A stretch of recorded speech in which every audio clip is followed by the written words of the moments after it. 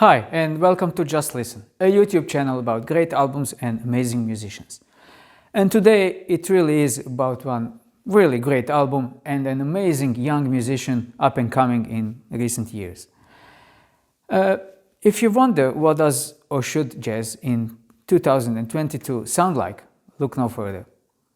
The light beam that Immanuel Wilkins casts is bright and shows great future of jazz to come. His debut album, Omega, which he released as 22-year-old alt saxophonist, not very familiar to the wider audience, made great impression. You can hear Coltrane and other great influences in his playing, but from the start there were original ideas and melody combinations that show new artist has arrived. That debut album took the #1 spot on the New York Times list of best jazz albums for 2020 when it was issued. Now, at the beginning of 2022, at the age of 24, Immanuel Wilkins is back with his next album, called Seventh Hand, and it is brilliant. I have been listening to it extensively last week or so. After many listens, it still intrigues me and I find it hard to move away from it. Straight from the opening track, it brings all that seems promised by the first album.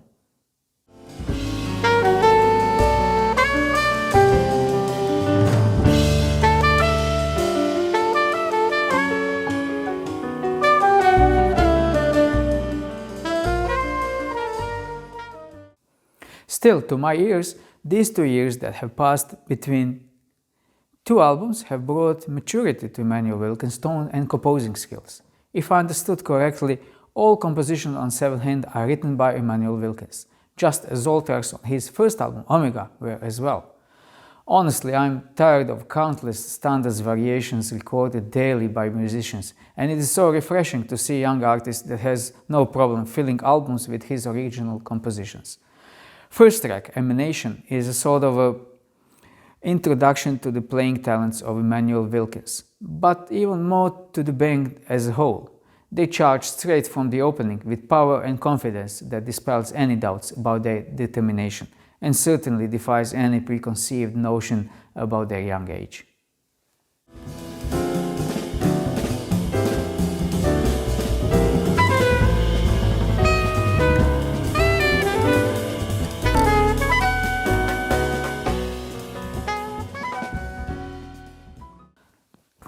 To me, this music sounds so fresh and invigorating. I just like to listen to it loud. There is no chamber, slow tempo jazz of the 60s here. This is a modern portrait of jazz in today's society with today's everyday problems and solutions. I mentioned chamber jazz of 60s. It is not meant to be any negative critique of the jazz period, to which even today I dedicate at least half of my listening time.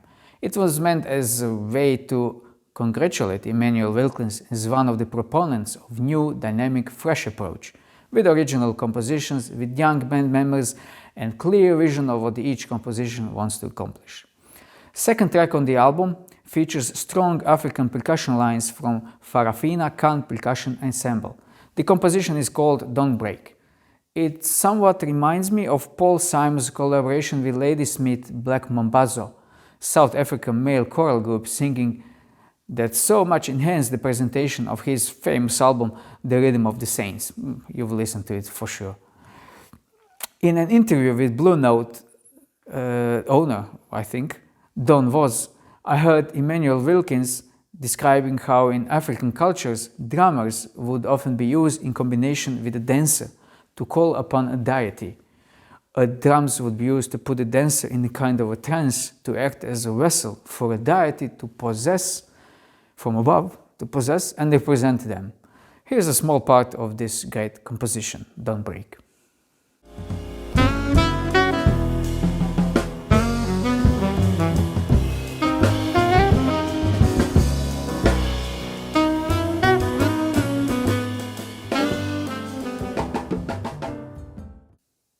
Immanuel Wilkins would not be able to bring us such a stellar album of performances without his band. Pianist Mika Thomas, bassist Daryl Jones, and Kweku Sambri on drums are so tightly knit ensemble that many times You don't hear them as separate musicians, but as one compact sound surrounding and supporting Immanuel Wilkins' every move, every tone he makes. And they are busy, constantly busy. There is not a second of them repeating same notes over and over. It's moving soundscape that they create, and it is so engaging that you need more than few listens to peel enough layers of this beautiful music.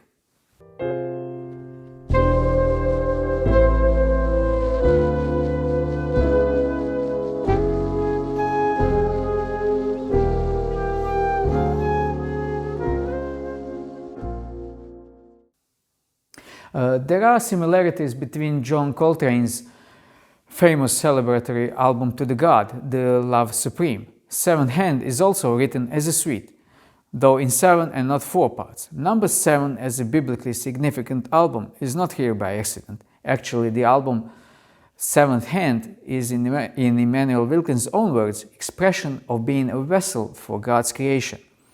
In the Bible, 6 represents the extent of human possibility, while 7 represents divine intervention. So in a way, the 26-minute-long Lift, the last composition on the album, corresponds to Coltrane's final part of the Love Supreme, called Psalm. Here is what Immanuel Wilkins said about that closing composition on the album. By the 7th movement, the 26-minute Lift, we are completely surrendered to the piece. There is no written material, so it's all completely improvised. The player has no option but to be filled, no option but to catch the Holy Spirit, no option but to be a vessel by that 7th movement. As in church, there's no conscious decision. The Spirit happens to you, through you, with you.